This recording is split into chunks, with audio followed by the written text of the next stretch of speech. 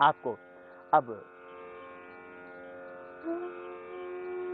पुरुषों के लिए और माताओं बहनों के लिए, पति पत्नी दोनों के लिए कुछ जरूरी योगासन है। जो निसंतान दंपत्ति हैं उनके लिए हम योग बता रहे हैं। उस क्रम में सबसे पहले वज्रासन में बैठे। वज्रासन में पैर की एड़ी बाहर, पंजा अंदर, दोनों पंजे पीछे मिले हुए, पैर के अंगूठे पीछे पास में और दोनों घुटने सामने मिले हुए और अंगूठा अंदर अंगुलियों पर, नाभि के दोनों ओर मुट्ठियां लगा देंगे, श्वास बाहर छोड़ेंगे, आगे झुकेंगे। ये मंडूक आसन कर लेना, लेकिन कमर में दर्द हो तो आगे न झुकना, बैठे बैठे ही करना। मंडूक आसन, श्वास बाहर छोड़ करके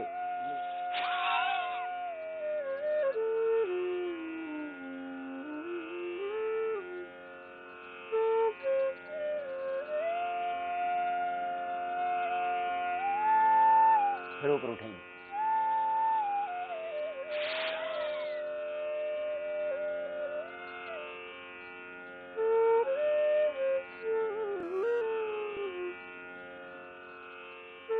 यद्यपि से पेट की, डायबिटीज आदि की समस्याएं भी मिटती हैं। मंडूक आसन का सेकंड पोज, बाएं हाथ के हथेली नाभि के ऊपर, दाएं उसके ऊपर, श्वास बाहर छोड़ के आगे झुकेंगे।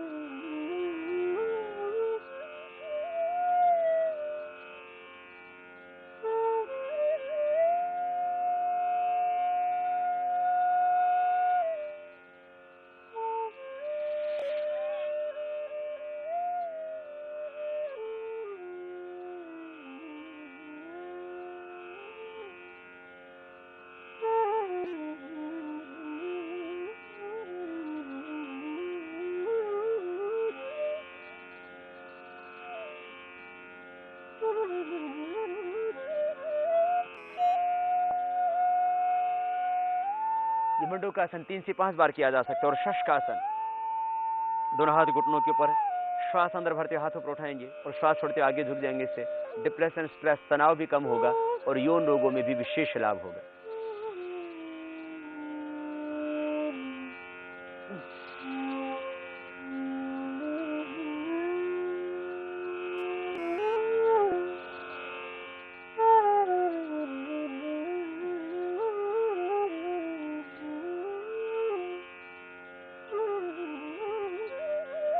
दोनों हाथ साइड से नीचे लिया। माताएं बहनें माने पति पत्नी दोनों के लिए जरूरी अभ्यास हम बता रहे हैं योग की क्रियाओं के, लेकिन पीरियड के दौरान आसन ना करें माताएं बहनें और बाकी प्राणायाम ना करें, बस इतना खास ध्यान रखें। और प्रेग्नेंट होने के बाद मात्र प्राणायाम करें, कपालभाति बाह्य प्राणायाम को छोड़ करके शीर्ष प्राणायाम।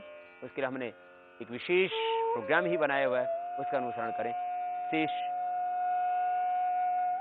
गर्भवती होने से पहले पति पत्नी दोनों को ये अभ्यास करने हैं। उसमें एक उष्ट्रासन, एक विशेष अर्धचंद्रासन, बैठ करके ही दोनों घुटनों पर खड़े हो जाएं, दोनों पैर पंजे पीछे खुले हुए, दाएं हाथ छाती के बाएं उसके ऊपर, अर्धचंद्रासन, श्वास अंदर भरते हुए पीछे की ओर झुकते हैं।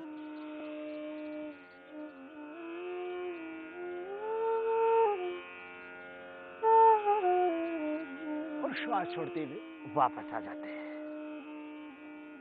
यदि किस अर्धचंद्रासन धीरे धीरे करें, ज्यादा ताकत से नहीं करें जिससे कि आप पीछे गिरे नहीं। फिर उष्ट्रासन, पैर के पीछे खड़ी करने, पंजे खड़े हुए पीछे, श्वास अंदर भरते पीछे जाएंगे। क्रमशः एक एक पैर को पीछे एड़ियों पर रखेंगे, पीछे की ओर देखने की कोशिश करेंगे, छाती को ऊपर की ओर तानेंगे। उष्ट्रासन ये थायराइड ग्लैंड के लिए और यौन संबंधी रोगों के लिए दोनों ही आसन उपयोगी है।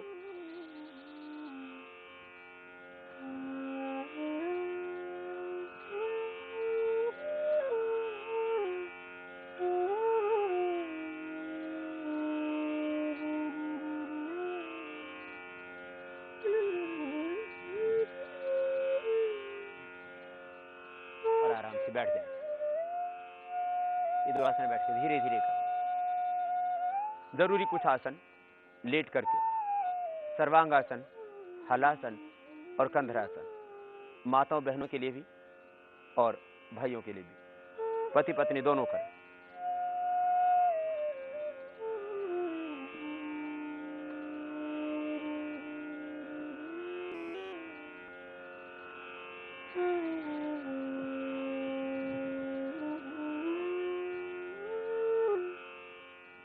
सर्वांगासन पीरियड के दौरान माताओं बहनों को नहीं करना है, कोई भी आसन, ये खास पहले हम बता चुके हैं। यदि हाई बीपी हो तो सर्वांगासन नहीं करना, सर्वाइकल स्पॉन्डिलाइटिस पेन हो तो सर्वांगासन न करना, प्राणायाम के करने से आपको लाभ हो जाएगा। यदि आप पूर्ण स्वस्थ हैं तो इन आसनों को इस तरह से कर लेना। दोनों पैरों को एक साथ उठाते हैं, दोनों हाथ कहते हैं जमीन पर, थोड़े पैर पीछे जाते हैं, फिर कमर पूरी उठने के बाद दोनों हाथ पीछे कमर से पीछे लगा देते हैं।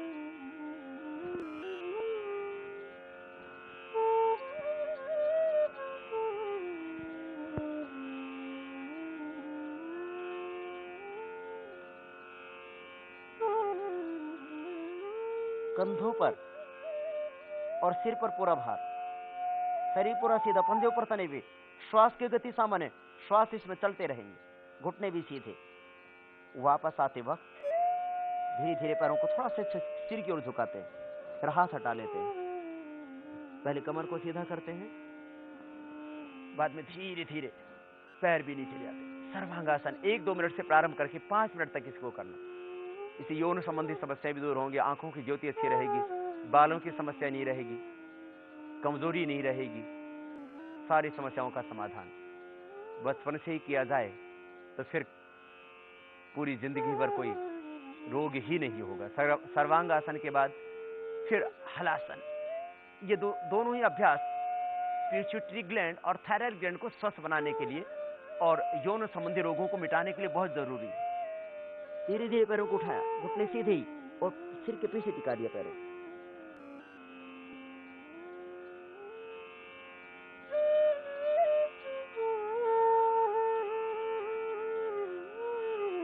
फिर धीरे धीरे वापस जमीन पर, घुटने सीधे ही रहे, धीरे धीरे लेके आए। इसको भी 2 मिनट तक किया जा सकता है। अब एक जरूरी अभ्यास माताओं बहनों के लिए भी, पुरुषों के लिए भी, कंधरासन। यौन संबंधी रोगों में ये अभ्यास लाभ देता है और माताओं बहनों को गर्भाशय से संबंधित जो व्याधियां होती है उनको भी मिटाता है। श्वास अंदर भरते बीच से उठा देंगे कमर को, एड़ियां जमीन पर, कंधे जमीन पर, श्वास अंदर।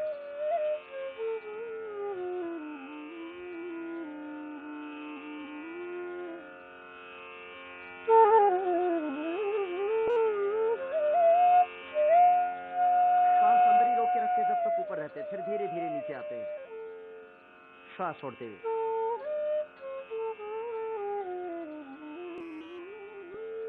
फिर थोड़ी देर विश्राम कर लें शवासन में। दोनों पैरों में थोड़ा फासला, दोनों हाथ जगहों से थोड़ी दूरी पर, आंखें बंद मन सहज। अंडे से संबंधित समस्या और शुक्र से संबंधित रोग कपालभाति से अच्छे हो जाएंगे। उचित मात्रा में जितना पैदा होना चाहिए, जितना उसको पोषण मिलना चाहिए, वो पूरा पोषण मिल जाएगा। जितनी उसमें गति होनी चाहिए शुक्राणु में, उतनी उसको गति भी मिलेगी, उसको शक्ति भी मिलेगी, और अंडा भी ठीक हो जाएगा, शुक्र भी ठीक हो जाएगा, तो अपने आप आपके घर में संतति सुख आएगा। ये कपालभाति प्राणायाम महत्वपूर्ण है। भगवान से प्रार्थना पूर्ण हृदय से करना। प्रार्थना से सब भीतर के विकार अपने आप मिट जाते हैं। कई बार व्यक्ति कहते हैं कि हमारे बच्चा नहीं हो रहा था, हम माता जी के यहाँ चले गए, उसकी धोख लगाए, वहां जाकर के मत्था टेकाए मंदिर में, बच्चा हो गया। आदमी की श्रद्धा, उसका विश्वास उसकी बीमारी को मिटा देता है। विश्वास से बीमारी मिटती है। ये विश्वास प्राणायाम के वक्त भी आपको होना चाहिए। प्रार्थना पूर्ण हृदय से प्राणायाम करें।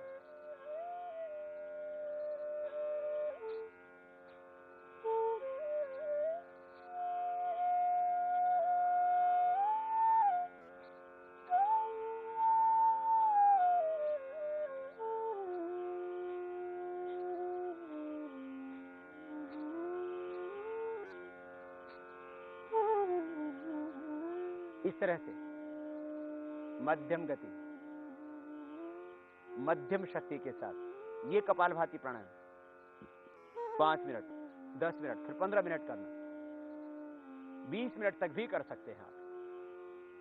दोनों संतान दंपत्ति हैं वे, और दोनों वक्त करें, पति पत्नी। सुबह खाली पेट, और इसके बाद दूध लें, दूध में मुनक्का लें, बादाम लें, बादाम 5-7 रात को भिगो दें, सुबह उनको पीस के पी जाएं। बादाम मुनक्का लीजिए, पौष्टिक आहार लें प्राणायाम के बाद, तभी तो पोषण मिलेगा। गाय का दूध, बादाम, फल लें। शराब, ये फास्ट फूड, ये मांसाहार, ये चीजें प्रयोग ना करें। एक अनुष्ठान की तरह करना प्राणायाम, और श्रद्धा से करना, विश्वास से करना, अंधविश्वास नहीं। बहुत से अंधविश्वास में बाबा जी ने विभूति दे दी, बोले ठीक हो जाएगा। ऐसे ऐसे अंधविश्वास, बोले बाबा जी ने पुड़िया दी है, जाकर के अपनी बहू की मांग भर देना, सास पुड़िया लेकर के आ रही है, बोले मांग भर देगी, ठीक हो जाएगा। अंधविश्वास, अंधविश्वास को तोड़ना, लेकिन अपने आत्मविश्वास को कभी न छोड़ना। आत्मविश्वास, ईश्वर पर भरोसा, स्वयं पर भरोसा, कभी भी नहीं होना निराश, लेकिन अंधविश्वास में भी न फंसना। विश्वासों को बाहर छोड़ना। आपका विश्वास, आपकी श्रद्धा, आपका समर्पण, इससे मिलेगी आपको एक नई जिंदगी। करना कपालभाति प्राणायाम, जिंदगी बदल जाएगी, मन ही बदल जाएगा, स्वभाव भी बदल जाएगा, और आपको जो लाभ होना है वो भी हो जाएगा। ये डिप्रेशन, स्ट्रेस, तनाव है, ये भी कम हो जाएगा। अवसाद है, ये भी कम हो जाएगा। श्वासों को बाहर छोड़ना।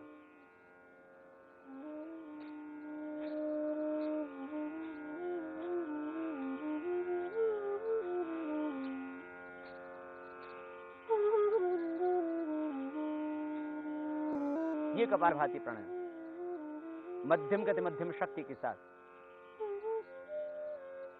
5 मिनट से प्रारंभ करके 15-20 मिनट तक आप करना। थायराइड की प्रॉब्लम भी ठीक हो जाएगी। कपालभाति, और इसके बाद अभी हमें बाह्य प्राणायाम के बाद अनुलोम विलोम करना है। इसी पिट्यूटरी ग्लैंड, वो भी ठीक हो जाएगी। Pituitary gland, pineal gland, thyroid gland, पूरा इंडोक्राइन सिस्टम जो इरेगुलर था वो रेगुलर हो जाएगा। हार्मोन्स भी जो इम्बैलेंस है वो बैलेंस हो जाएंगे, सब कुछ ठीक हो जाएगा। तो प्राणायाम करना, पूरी शरीर के स्नायु तंत्र को, मस्तिष्कीय तंत्र को, पिट्यूटरी ग्लैंड को, थायराइड ग्लैंड को, पूरे इंडोक्राइन सिस्टम को अच्छा करने के लिए, जिनको माताओं बहनों को, पुरुषों को जो भी रोग है, यौन से संबंधित रोग, बंध्यत्व का रोग, उस सबको मिटाने के लिए कपालभाति, अनुलोम विलोम 2 ही मुख्य प्राणायाम हम बताते हैं। इसके साथ ही पूरा पैकेज तो करना ही है, वो जरूरी है, लेकिन इन 2 के ऊपर ज्यादा ध्यान देना, इनको ज्यादा लंबे समय तक करना। राइट हैंड को उठाना, ये प्राणायाम 15 से 20 मिनट करना। 5 मिनट से पहले दिन प्रारंभ करना, धीरे धीरे बढ़ाना। बाएं से लेंगे, दाएं से छोड़ेंगे, फिर दाएं से लेंगे और बाएं से छोड़ेंगे। प्रारंभ बाएं से करेंगे, बाएं से लेकर के बिना हिरो के दाएं से छोड़ देंगे, फिर दाएं से लेकर के पूरा अंदर भरने के बाद बाएं से छोड़ देंगे।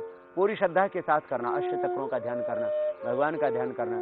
शरीर में शक्ति, ऊर्जा पैदा हो रही है। शरीर, मन, प्राण, आत्मा, पिंड, ब्रह्मांड सब कुछ ज्योतिर्मय तेजों में, आभा में हो रहा है। पूरी श्रद्धा से करना, एक अनुष्ठान की तरह। अनुलोम विलोम प्राणायाम राइट नोस्ट्रल को बंद करके अंगूठे से प्रारंभ करते हैं, लेफ्ट को बंद करेंगे बीच की 2 उंगलियों से।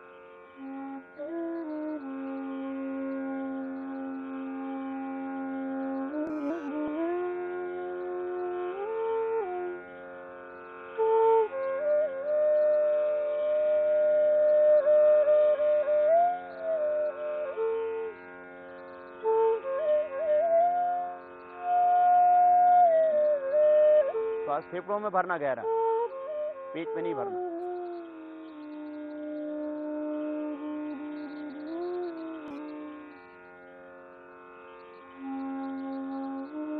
मूल बंद लगाते हुए सारे प्राणायाम करना।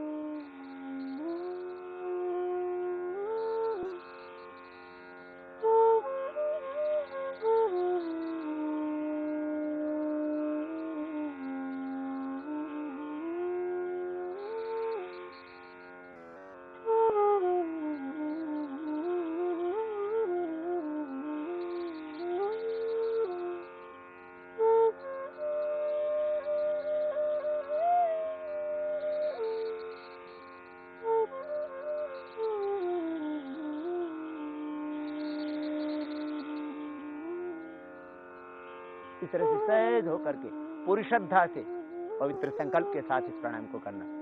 और सारे प्राणायाम करते करते बस अपने रोग, अपनी व्याधि के मिटने का विचार करना, और विचार करना भगवान का आशीर्वाद मिल रहा है, शक्तिपात हो रहा है, सारी दैवी शक्तियां आशीर्वाद दे रहे हैं, पूरा ब्रह्मांड मेरे अनुकूल हो रहा है। अब शुभ ही शुभ होगा, अब खुशी आएंगी, आनंद आएगा जीवन। इस भाव से प्राणायाम करना पूरी श्रद्धा के साथ, और मूल बंध लगा रहेगा सभी प्राणायाम करते वक्त, और हर पर प्रभु के प्रति कृतज्ञता और श्रद्धा का भाव। अब भ्रामरी प्राणायाम पूरी श्रद्धा से अज्ञ चक्र में मन को केंद्रित करते हुए ओम का नाद करेंगे। नासिका से, मुख भी बंद, पहले उंगली माथे पर, से 3 उंगली आंखों पर, कान पूरे बंद अंगूठे के माध्यम से। भ्रामरी प्राणायाम 3 से 5 और 11 बार तक आप कर सकते हैं।